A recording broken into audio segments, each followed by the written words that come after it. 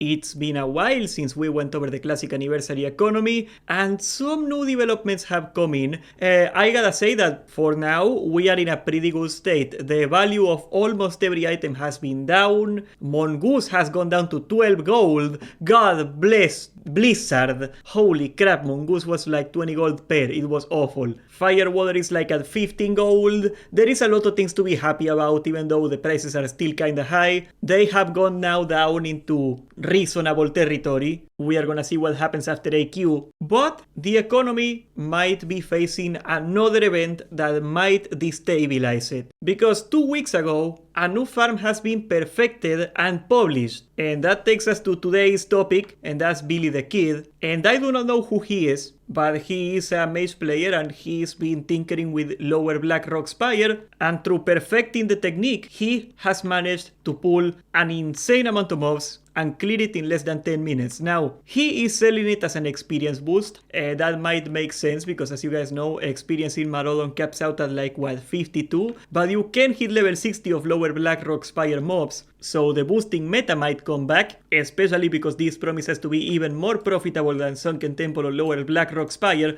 But that's not what I am here to talk about. What I am concerned, or I maybe not even concerned, because this could be a good thing. The impact this will have on the economy is not negligible. Now, yes, there has been some lower Blackrock Spire farms before, even some pretty good pools. First of all, this pool doesn't require Solgorob buffs, they are not live, so traditionally after Solgorob is when people can farm lower Blackrock Spire at this speed. Also, he is not rocking any wall buffs at all even, and he is not extremely well geared. He has mostly blues and some raid gear, but he has found a new route to do LBRS faster than before and in a very consistent way. He goes out of his way to pull some of the mobs on the front because he wants to make it so the people he is boosting can run a little forward so they can catch all the XP. You know, you gotta be on XP range. Then he will reset them. Hopefully the boosties are gonna be in the right spot. I don't know where the boosties are supposed to stand. He doesn't show that. Probably somewhere in this safe spot. Perhaps. We're gonna skip over to where he starts pulling. He has to wait for the mobs to reset. He's avoiding the patrols, which he marks, and he just starts going ahead and pulling everything. Now, as far as I am concerned,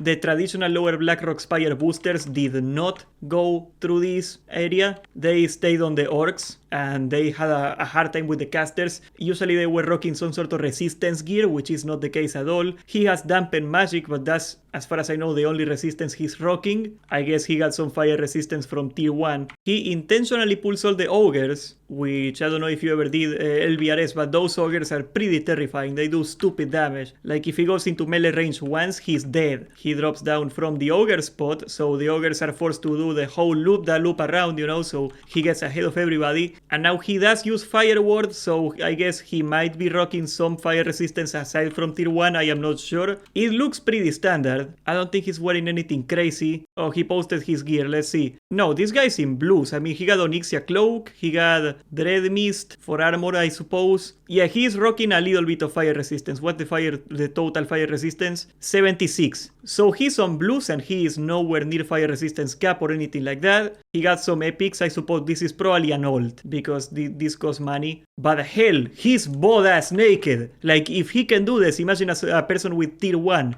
Another weird thing I haven't seen before, he does an ice block in the air. I checked out some of the old from 5 years ago, all the LBRS farms from before. I have not seen one of them do that. I think he's trying to keep the casters a little behind the melees for some reason. Or it could be that he's just trying to nullify fall damage by cutting the fall in half. That could be it. I'm not sure. He could always just slow fall and cancel it if he wanted to do that. So that's probably not it. And there he gets into the kill phase. And look at that. He gets into this particular rock where he can move from one side to the other and they get stuck. From here it is pretty easy. Now what makes this kill spot really good is also that he's out of line of sight. So not only are the mobs chasing him and they can never get to him, but they are also out of line of sight. He made it specifically here that undead female is what he's playing, so it could be that a human, for example, is a little too tall or too big and the mobs could reach him in some way. It doesn't look that way. I think a human could easily do this too, but it seems like he's also not sure himself about that. He keeps popping Fire Ward, as you can see here. He keeps refreshing it, and now the mobs in this place do a lot of fire damage. If you did the LBRS spot before this part with all the orcs, the warlock, whatever, they do a lot of damage. They got Flame Strike. That thing is is nasty. And if I recall correctly, because I've seen this video a bit before recording this video, I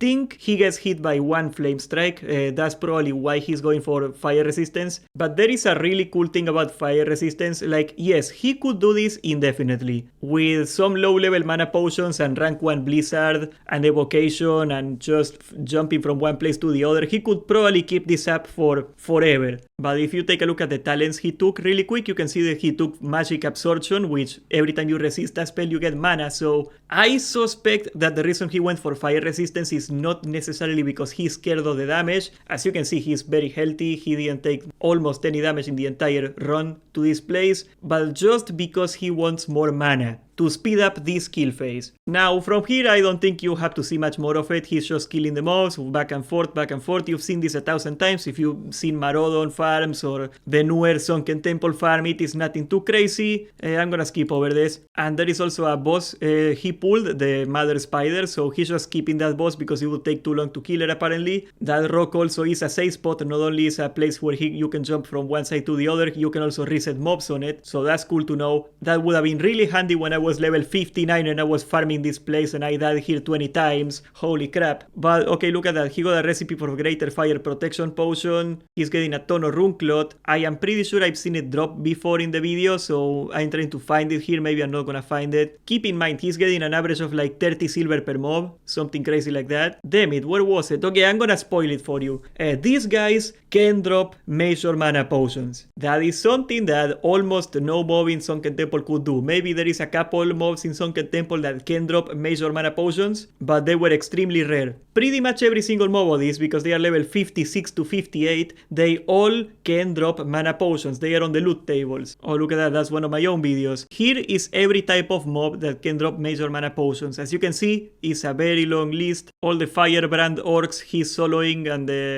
I think this one is the orc. Yeah, the orcs too, but basically a bunch of mobs can drop major mana potions. That's not the only big one. As you guys know, the higher the level, the more chance you get to getting epic drop items. As you can see here, they can also drop several world items. Now, I couldn't see in the databases neither Classic DB, which is the one I trust more on these things, or Wowhead. Neither of them can tell me if they drop Edge Masters, so they may not drop Edge Masters. I am pretty sure they do, but I couldn't find any evidence for it, so you're gonna have to take my word for that. There is also chances of getting Traveler's Backpack, which is the best BOE backpack you can get, of course. You can also get later the Onyxia bag and stuff, but this one is like 30 gold. Now, I don't know the average chance in every single mob, but some mobs got like a 1.8 chance of dropping the backpack, so if you're doing 120 mobs a pull and you get a 1.8 chance to get a backpack, you should on average get like one backpack every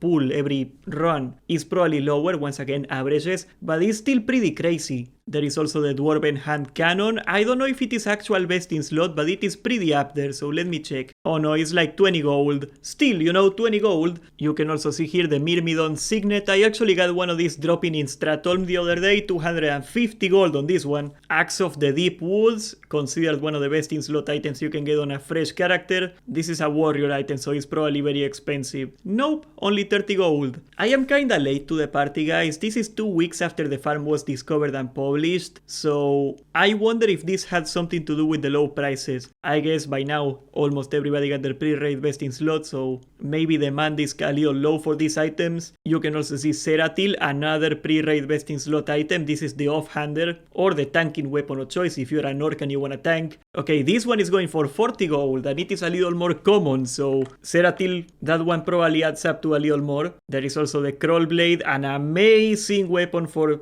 humans or for Edge Master users. Once again, best in slot item. I'm sure in the Horde it's not that expensive, but in the Alliance it should be pretty expensive. Cloud Keeper leg plates, 20 stamina, 20 agility. Really good pants for warrior. Once again, if an item is for warrior, that's probably where you get most of the money, because warriors, do I gotta spell it out for you? Yeah, 3,000 gold. Oh god, oh god, I think we unleashed a monster. If you get this one, you are set. Please do not spend 3000 gold on these pants. If you really wanna have good pants for raiding, just get the blue PvP pants. It's like what, rank 8? It is not even that hard to get. I know it sucks me recommending you to PvP, but let's be honest, man, 3000 freaking gold.